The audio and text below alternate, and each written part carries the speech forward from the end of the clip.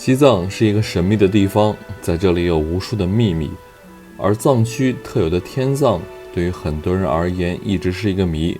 今天，狒狒和文涛带你一起探寻西藏乃至整个中国最大的天葬台，同时也是世界2大天葬台之一。这个天葬台位于距离拉萨几百公里的一个寺庙——直贡梯寺。出拉萨市区后，朝东北方向的墨竹工卡线行驶，130多公里的路程，我们开了2个小时，终于在中午时分到达了传说中的直贡梯寺。刚到寺庙主殿前，就看到了遮云蔽日的乌鸦和秃鹫。我们穿过寺庙，到达寺庙后山，这里就是天葬仪式的所在地。我们去的时候没有仪式，但是能看到数不尽的秃鹫、乌鸦，很多秃鹫就像一头羊一样大，而且前往天葬台需要走3道门，可见这里的神秘。下来，跟着我们一起前去探秘这藏区最大的天葬台。直贡梯寺的主殿和西藏其他寺庙的主殿并没有很大的区别，唯一的特点就是直贡梯寺这些寺庙都建在悬崖之上，地势很是险要，并且直贡梯寺的规模比藏区其他的寺庙都要大上不少，说明来这里的民众数量还是很多。我们刚到直贡梯寺了，是吧？果然叫小布达拉啊！对啊，也是依着山往上慢慢建上去的，真漂亮。这一片寺庙区很大，很大。我们到直贡梯寺了，狒狒眼前就是直贡梯寺。我们现在就站在这个直贡梯寺的下面了，从这儿看上面还是很高的，但是呢，车貌似可以有个盘山路可以开到那个位置哈。对。再往寺庙区就只能去徒步走了，也没多少路了。对。另外呢，就是从这个寺庙区往左边这个方向走，对，那有好长一个栏杆，是的，栈道看到吗？是的，那儿再往前到山的那个背后阴面那块儿，对，那就是天葬台了。哦，就在那儿。是，天葬台一般是在阴面的位置，对，就在那儿。我们现在来的时间比较晚了，都11点多了。如果来得早，有可能会看到天葬。有客气。如果比11点再早一点，就算天葬结束了，天上还有盘旋的那些秃鹫，他们会晚一点散去。对。那现在这个时间呢，就是秃鹫也休息了。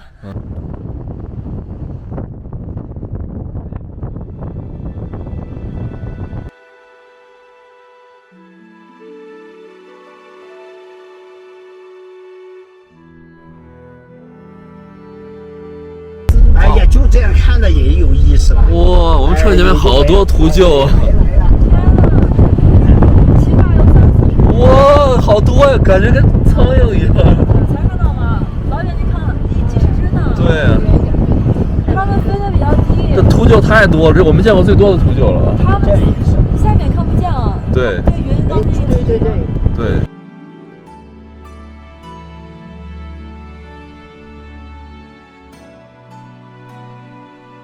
大家好，我是狒狒。我们现在已经来到了直贡梯寺的里面，这个车呢是可以开上来的，就放在寺庙的外面。开到一定的程度呢，门口就会有人拦着，指定一个位置把车放好，然后人走进来。直贡梯寺在整个藏区是特别有名的，因为藏区的第1大天葬台就在寺庙的后面的一个山坡那边。同时呢，这个天葬台也是整个世界第2大。世界上一共有3个比较大的天葬台，其中第1大是在印度，第2和第3都在中国，第2大就是这个了。因为天葬呢，在整个藏区还是属于比较常见，也是他们比较推崇的一种丧葬方式哈。我们刚才来的时候呢，能够看到那边有很多秃鹫，现在还有啊，有一些秃鹫在那边在盘旋。刚刚那个角度好一些是吧？我们现在站在这个位置呢，就是稍微有一些被挡着了啊。直贡梯寺这个天葬台是整个藏区最大也是最有名的，很多人在去世之后，家属都会把它送到这个位置来天葬。这边呢，像旁边的林芝呀、山南啊，都基本都送到这儿了。还有最远处像青海的玉树啊那边的藏区是送到这个位置的。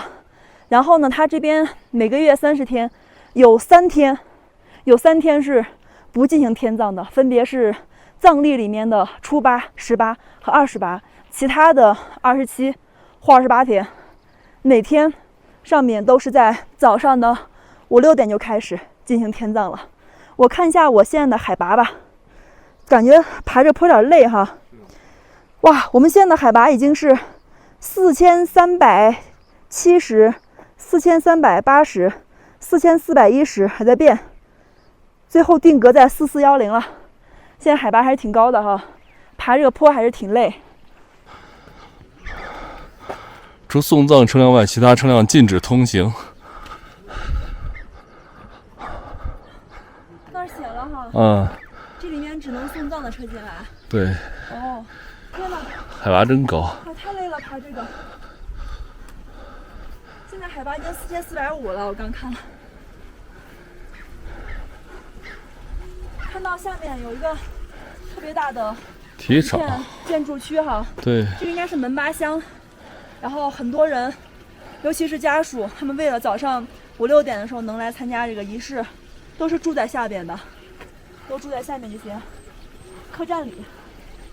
它是个学校是吧？是的。足球场。哇，刚进这边全部都是乌鸦。刚才天上飞了好多的秃鹫，现在能看到这些小乌鸦，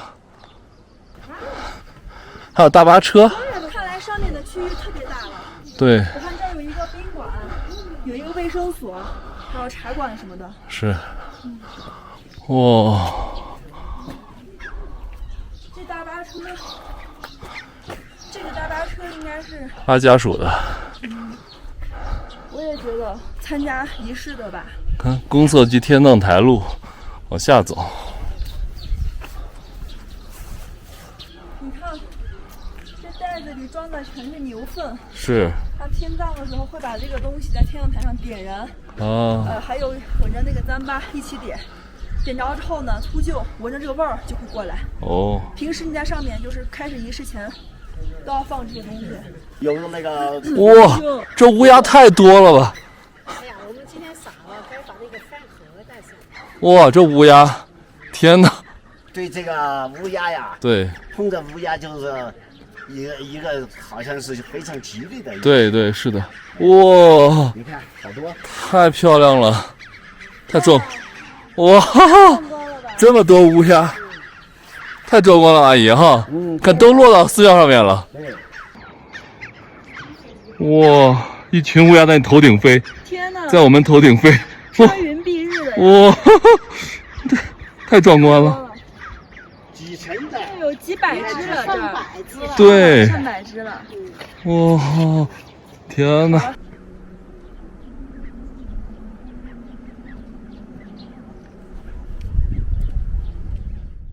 寺庙正门在这儿是吧？正殿在这儿是吧？这寺庙，这是寺庙。哦。那天葬台还在后边。寺庙内部不能拍摄，大体上和藏区其他的寺庙类似。之前我们听说，在寺庙后一堵墙名叫牙墙，很多不能到这里的僧人委托同伴把自己的牙带到直贡梯寺。我们一直想亲眼看看，找了很久都不曾见到，无意之中竟然被狒狒看到了。叔叔，这里有牙，就在这儿，这就是牙墙。哦，哪儿？看，哦，很多牙，看，哦，每一个。啊，在这儿啊。对，密密麻麻的都塞了牙。对，这是。这就是牙墙，就在这里。就说找了半天没找到。对，就在他们这边有一圈的转接筒的路上，拐角处。对，这些都是牙。我们现在在直贡梯寺的有一面墙叫牙墙，可以看看啊，这个墙呢缝隙里面都放的是牙，而且这个牙呢不是前面的这2排小牙，都是靠后面的这2排大牙连根拔起，每颗牙都有这么长。这个地方为什么会有一个牙墙呢？就是说呢，以前有很多僧人啊、喇嘛呀来直贡梯寺的路上，还没到这里就圆寂了，所以会把他们的牙齿拔下来，统一放在这里。因为这里呢旁边一圈全是转经筒，所以也是一个比较好的一个地方啊，在转角处很多的。直贡梯寺就沿着山体在建的，所以看这边全都是山凿出来的。这边还有这巨大的岩石，是吧？这都是大岩石。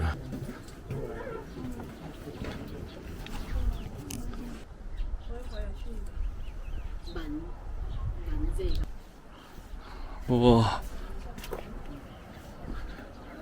哇，师傅在这儿拍照太酷了，就走出来这点啊！天哪，沿着一条路就往天葬台走了，是不是就是一个小路是吧？对，就这儿一直走下去。哦呦，站这我站着旁边脚软的感觉，掉下去。沿着这悬崖绝壁旁的路向前走去，不一会儿就到了传说中的天葬台外围。虽然这里的气氛略有些压抑，但是不能不说，这里的景色真的极好。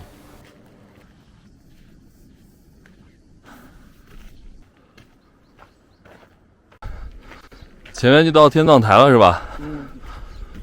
我刚刚闻到特别有个难闻的。对，很难闻味儿。对，这块淡了点，就那块特别难闻，是就很像我们在阿里。古格王国的那个藏尸洞里面闻的那个味儿。是的。再往前面就到天葬的地方了。天葬台从这个铁门进去一点就到了。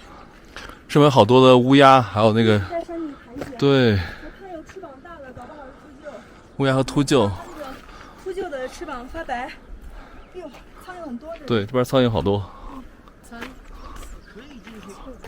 可以进啊。这就是天葬台的大门啊，这位置真是好。哎，这儿景色真美啊！先进去了。好。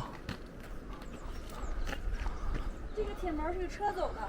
哦，这个大门是给车走的，然后我们要从旁边这个人行道走，里面就是天葬台了。我们现在已经到这儿1点多了，1点多，只有早上的时候秃鹫在这里。目前这块全是成片黑压压的，全是乌鸦。秃鹫是他们早上5、6点就会过来，到10点左右这个仪式结束，秃鹫就走了。然后乌鸦现在都在这儿。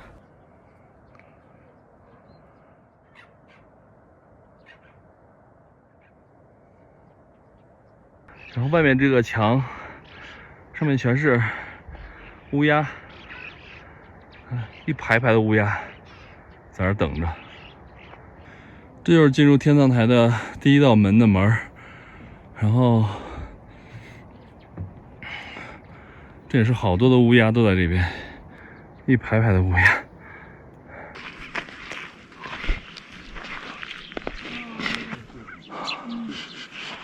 哇，前面山坡上那种跟羊一样的动物，那不是羊哈，都是秃鹫。这是秃鹫。哇，还叫呢！叫的是乌鸦。好大呀，那个秃鹫。哦，你看有一个张着翅膀走路。哦，有，这下面还有100只，往下面还有一些。我看，哦，对，半山坡上还有。是吧？哎呦，有一个张着翅膀走路的真大。有100只，真是大。上百，不是100。啊，看那个上面那些，是太大了吧！现在在这儿值班的至少是几十只。对，几十只。前面都是好多的秃鹫，然后地上全是羽毛哈，这羽毛也太大了，这秃鹫羽毛。